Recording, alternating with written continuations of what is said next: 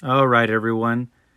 Thank you for coming back. And here we're looking at an even Embers outdoor pellet heater. Now, when I was doing my research online and on YouTube, I didn't find some particulars that I wish I would have found. So this is exactly why I'm recording this video, is to show you what I wish I would have seen in the event that you are looking for an outdoor pellet heater. So to begin, I bought a pellet heater over a propane heater because of there's a convenience in going into a Walmart or any store that you can buy your pellets and walking out rather than having to go exchange propane or go get a tank filled up. At least for me, it was a lot more convenient. And secondly, these pellet heaters provide a nice ambient fire without the smoke. And people have really enjoyed coming over and sitting around it, and that's just was one of the biggest selling points.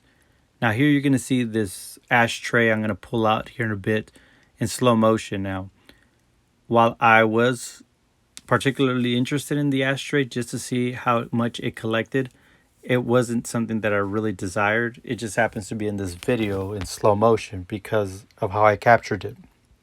But that gives me time to explain something that's very important to you.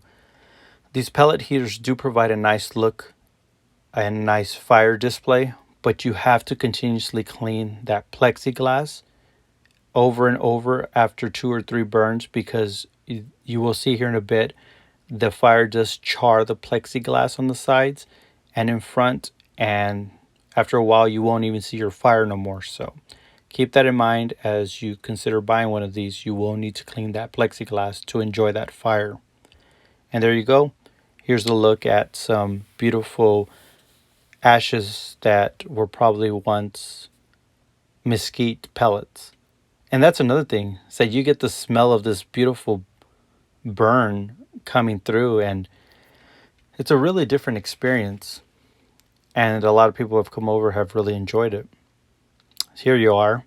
This is the firebox where all that fire burns. And if you pay attention here to the right in a little bit, that tells me it's going to be hotter, low fire.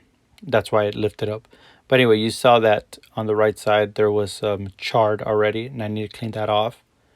One of the flaws in my pellet heater is that light you can see coming through. Well, the smoke escapes through there as well.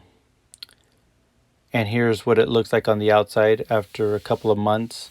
Rust is starting to develop, so keep that in mind. This is the actual hopper, and 20 pounds fits in here. Once I lift that up, it allows for the pellets to drop into the firebox I showed you earlier.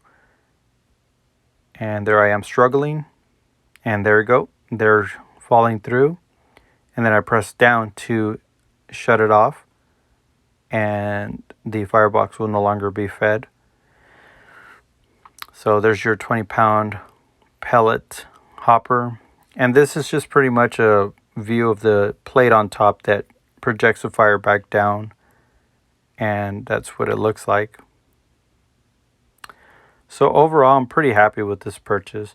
Now, keep in mind, these pellet heaters are more expensive than a propane heater. But again, like I said, there's a lot more incentives, at least from my end, that I enjoy, is that you get to see an actual fire without having smoke, fly around. You get the smell of a particular wood coming out, which is very nice to have from time to time. At the same time, you get to see that fire.